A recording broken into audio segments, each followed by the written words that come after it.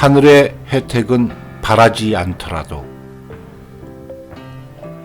인간은 응애하고 태어난 그날부터 자신의 생명을 키워주는 젖이 어머니의 몸속에 저장되어 있어 필요한 때 필요한 만큼 먹을 수 있도록 되어 있다. 입을 의복도 준비되어 있고 주거 장소도 기다려주고 있다. 게다가 부모의 애정과 주변 사람들의 보살핌이 따뜻하게 주위를 감싸고 있다. 이와 같은 의식주와 인정은 인간의 생애에 있어서 약속된 혜택이다. 인간은 건강한 신체와 풍요로운 인정 속에 의식주의 곤란만 겪지 않는다면 그것 이상 바랄 것은 없을 것이다.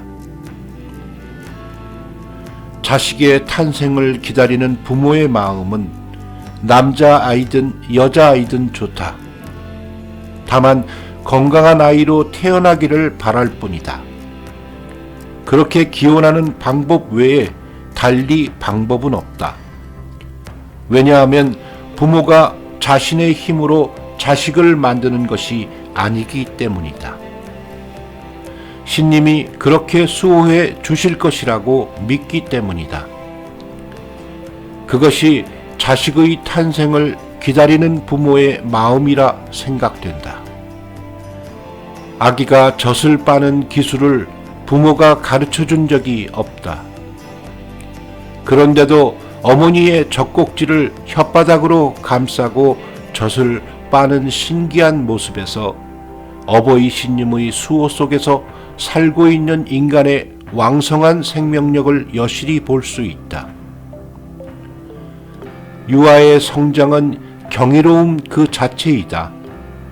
급속도로 자라나 여기저기 기어다니다 머지않아 아장아장 걷게 된다. 지혜도 빨리 발달하고 옹알이도 하면서 이윽고 말도 하게 된다. 그것을 지켜보면서 부모는 쉽게 자신들이 아기를 키웠다고들 말하곤 하는데 실제로는 보다 위대한 힘에 의해 자식이 자랄 수 있도록 보호받고 있다는 사실을 깨닫지 않으면 안 된다. 해를 거듭하여 성인이 되면 남자는 아내를, 여자는 남편을 부여받게 된다. 두 사람이 몸과 마음을 합치는 가운데 자식을 부여받아 인생의 낙원이 여기 있다고 하는 행복이 가득 찬 생활을 전개해 가게 된다.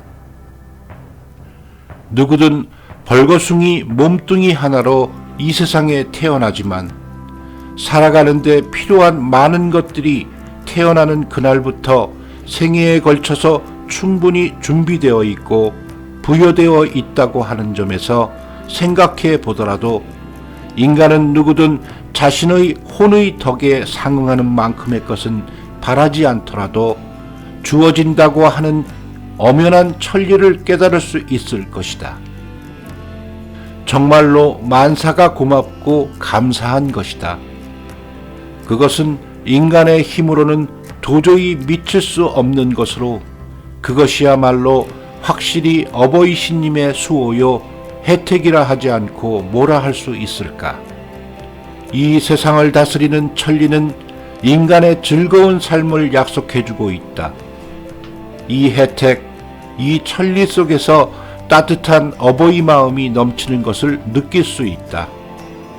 따라서 그 수호의 주체, 은혜의 주체이신 어버이 신님께 정말로 감사드리지 않을 수 없다.